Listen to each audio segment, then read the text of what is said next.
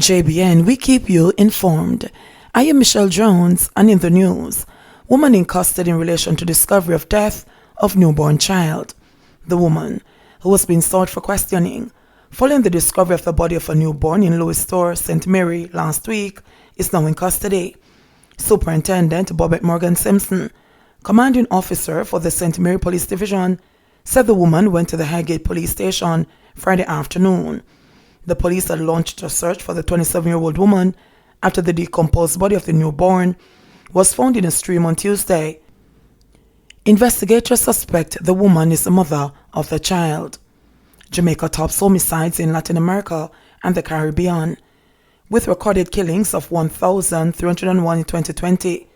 A new report on Latin America and the Caribbean has revealed that Jamaica now has the region's highest homicide rate at 46.5 per 100,000 people.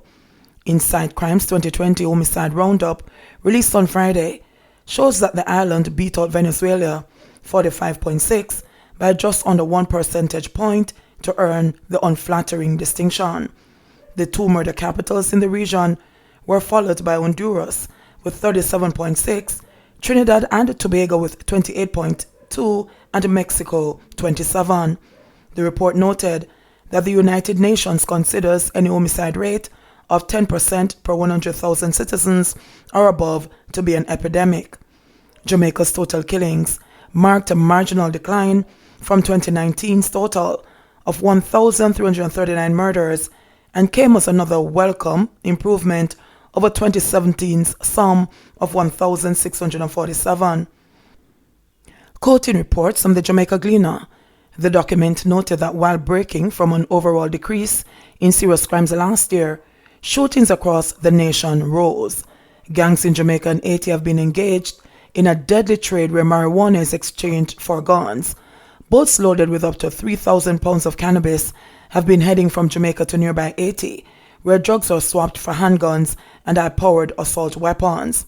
Following ongoing efforts to target gang violence through the enforcement of zones of special operations, ZOZOs, states of emergency, and plans for mass trials last year, Prime Minister Andrew Holness called for citizens to help curb the nation's culture of violence. In his New Year message, Holness stated that as part of Jamaica's long-term security plan, the government intends to expand ZOZOs while modernizing technology used by its police and defense force heading into 2021. Clarendon man charged with wounding. A Clarendon man has been charged with wounding with intent following an incident at Brooks Avenue in the parish on Thursday, December 3. Charged is 23-year-old Omar Johnson of Box Common, Maypen. The police said Johnson and the complainant were involved in a dispute, during which Johnson used a knife to stab the complainant in his back. The complainant was transported to hospital where he was admitted. Following investigations, Johnson was arrested. His court date is being finalized. Footballer charged with burglary and larceny. A footballer has been arrested and charged with burglary and larceny following an incident on Lower 2nd Street, Kingston 12, on Monday, January 18. He is 20-year-old Jermaine Lyons, otherwise called Craigman, of Upper East Street, Kingston 12. Reports are that about 1 p.m., the complainant found the accused and 3 other men removing items of furniture valuing $265,000 from her premises and reported the matter to the police. An investigation was launched and Lyons was subsequently arrested and charged. His court date is being finalized. Promoter slapped with $360,000 in fines for hosting big party. A man was charged with breaches of the Disaster Risk Management and Noise Abatement Acts was fined a total of $360,000 when he pleaded guilty to the charges during his appearance in the Trelawney Parish Court in Ulster Spring last week. The accused, 38-year-old taxi operator Donovan Mendez, was fined $60,000 for failure to obtain permission from the police superintendent, $200,000 for hosting an event with more than 15 persons, and $100,000 for failure to wear a mask.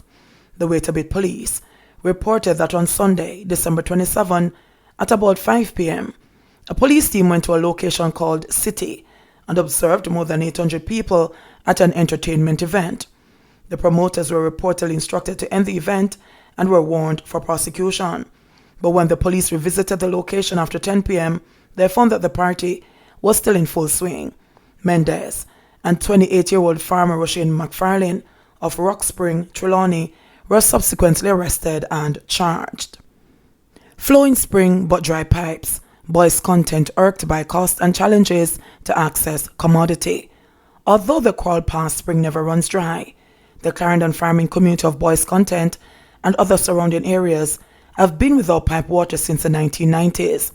They have been relying on trucks making their rounds on alternate days to secure the commodity at a cost of $6,000 to fill a 600-gallon water tank.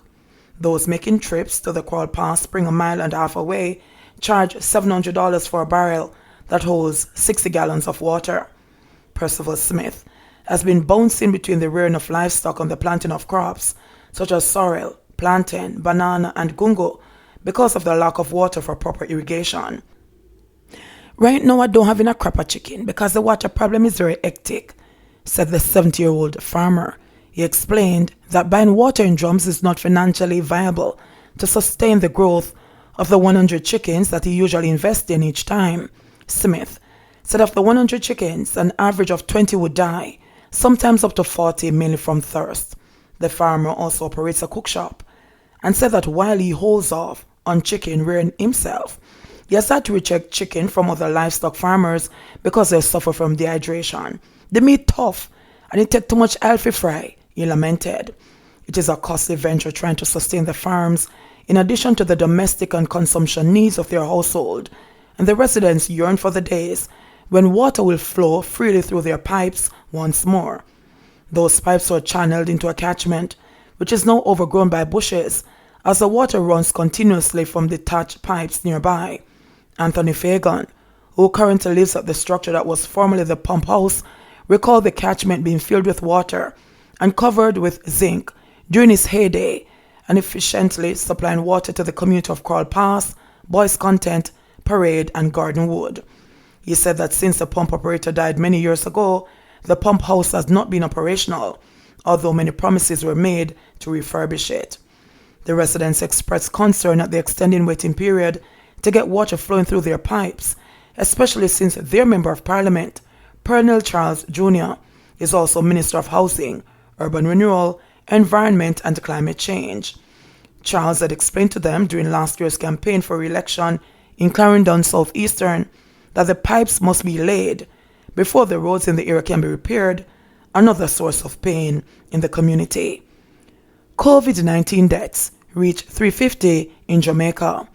The country has recorded 126 new cases of COVID-19 and 2 additional deaths.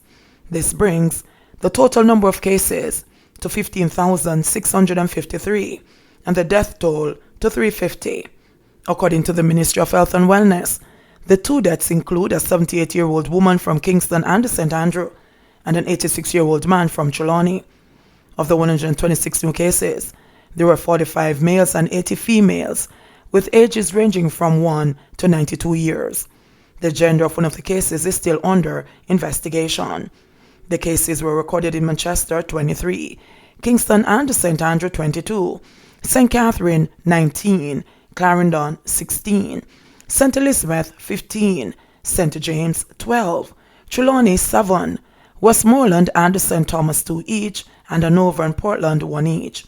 The country also recorded 39 recoveries, bringing the total number of recoveries to 12,043.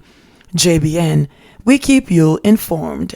Please remember to subscribe, like, share, leave us a comment, and click the notification bell to receive our daily news items.